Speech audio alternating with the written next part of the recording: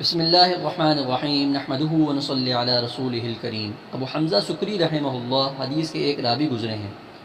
سکر عربی زبان میں چینی کو کہتے ہیں، اور اس کے تذکرہ نگاروں نے لکھا ہے کہ انہیں سکری اس لیے کہا جاتا تھا کہ ان کی باتیں، ان کا لہجہ اور ان کا انداز گفتگو بڑا دلکش اور شیریں تھا۔ جب وہ بات کرتے تو سننے والا ان کی باتوں میں کھو جاتا تھا۔ وہ بغداد شہر کے ایک محلے میں رہتے تھے۔ کچھ عرصے کے بعد انہوں نے اپنا مکان بیچ کر کسی دوسرے محلے میں جانے کا ارادہ کیا۔ خریدار سے معاملہ بھی تقریباً ہو ہی گیا تھا کہ اتنے میں ان کے پڑوسیوں اور محلہ داروں کو پتہ چلا کہ وہ اس محلے سے جا رہے ہیں۔ چنانچہ محلے والوں کا ایک وفد ان کے پاس آیا اور ان کی منت سماجت کی کہ وہ یہ محلہ چھوڑ کے نہ جائیں۔ انہوں نے اپنا عذر بیان کیا تو تمام محلہ والوں نے متفقہ طور پر انہیں یہ پیشکش کی کہ آپ کے مکان کی جو قیمت لگی وہ ہم قیمت آپ کی خدمت میں بطور ہدیہ پیش کرنے کو تیار ہیں، لیکن آپ ہمیں اپنے پڑوس سے محروم نہ کیجیے۔ جب انہوں نے محلہ والوں کا یہ خلوص دیکھا تو وہاں سے جانے کا ارادہ ملتوی کر دیا۔ ابو حمزہ سکری رحمہ اللہ کی مقبولیت کی ایک وجہ ان کی سحر انگیز شخصیت بھی ہوگی، لیکن بڑی وجہ یہ تھی کہ انہوں نے پڑوسی کے حقوق کے بارے میں اسلامی تعلیمات پر عمل کر کے ایک مثال قائم کر دی تھی۔ قرآن کریم نے پڑوسی کے ساتھ حسن سلوک کی بار بار تاکید فرمائی ہے۔ نبی کریم صلی اللہ علیہ وسلم نے اپنے بہت سے ارشادات میں پڑوسی کے حقوق کی تفصیلات بیان فرمائی ہیں، یہاں تک کہ ایک موقع پر آپ صلی اللہ علیہ وسلم نے ارشاد فرمایا کہ میرے پاس جبرائیل امین علیہ السلام آئے اور مجھے پڑوسی کے حقوق کی اتنی تاکید کرتے رہے کہ مجھے گمان ہونے لگا کہ شاید پڑوسیوں کے بارے میں وراثت میں بھی کوئی حصہ ہوگا۔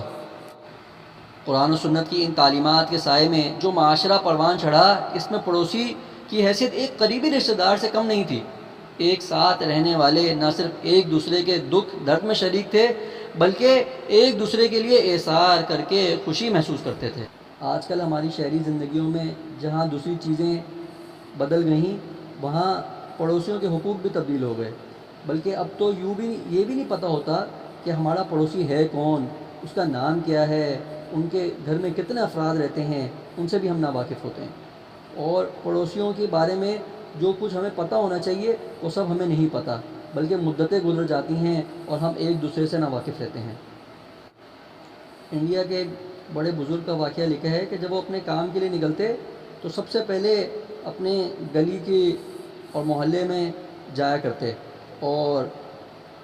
ہر کسی مکان میں جاتے جن مکانوں میں بیوائیں رہتی تھیں، اور ان سے پوچھتے تھے کہ بی بی آپ کو کسی چیز کی ضرورت تو نہیں ہے، اور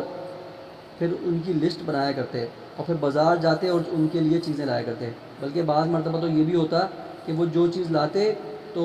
آگے سے وہ خاتون کہتی کہ مولوی صاحب آپ جو یہ چیز لائے ہیں یہ نہیں لانی تھی، یا جتنی لانی تھی آپ اتنی نہیں لائے، تو وہ پھر کہتے معذرت کرتے اور کہتے کہ بھی کوئی بات نہیں، میں پھر جاؤں گا آپ کے لیے چیز واپس کرا کے دوسری لے کے آؤں گا۔ جبکہ اس زمانے میں تو نہ گاڑی ہوا کرتی تھی اور نہ موٹر سائیکل، بلکہ پیدل ہی زیادہ تر لوگ جایا کرتے تھے۔ اس وقت بھی اتنا احسار کا معاملہ کیا جاتا تھا اور اتنی ایک دوسرے کی خدمت کا جذبہ ہوا کرتا تھا۔ آج کل ہمارے دور میں گاڑیاں بھی ہیں، بائکس بھی ہیں، اور پھر بھی ہم ایک دوسرے کی مدد کرنے کے لیے تیار نہیں ہیں، اور پڑوسیوں کے حقوق کے لیے ہم تیار نہیں ہیں کہ ہم آتے جاتے اپنے پڑوس سے پوچھ لیا کریں کہ بھائی کسی کو کوئی چیز کی ضرورت تو نہیں ہے، کسی کو گھر میں کوئی مسئلہ تو نہیں ہے، کسی گھر میں پانی نہیں آ رہا، تو کسی کے گھر میں کوئی چھوٹے بچے ہیں ان کو دودھ کی ضرورت ہے، اور مختلف چیزیں ہوتی ہیں۔ تو یہ سارا احسار کا معاملہ ختم ہو چکا ہے، جبکہ نبی کریم صلی اللہ علیہ وسلم کی حدیث کی روشنی میں جس میں بتایا کہ جبرائیل علیہ السلام اتنی مرتبہ آئے پڑوسیوں کے حقوق لے کے کہ ایسا معلوم ہونے لگا کہ وراثت میں بھی ان کا حصہ دینا پڑے گا، اور ہم نے اس چیز کو چھوڑ دیا، اور ہم نے اپنے پڑوسیوں کو بھی چھوڑ دیا، اور اتنا چھوڑا کہ آج ہمیں ان کا نام بھی نہیں پتہ کہ ہمارے پڑوسیوں کا نام کیا ہے۔ آئیے پھر سے ارادہ کرتے ہیں کہ ہم پھر سے وہی معاشرے کو زندہ کریں گے، وہی احسار والے معاشرے کو زندہ کریں گے جو میرے نبی کریم صلی اللہ علیہ وسلم نے جس کی تعلیم دی۔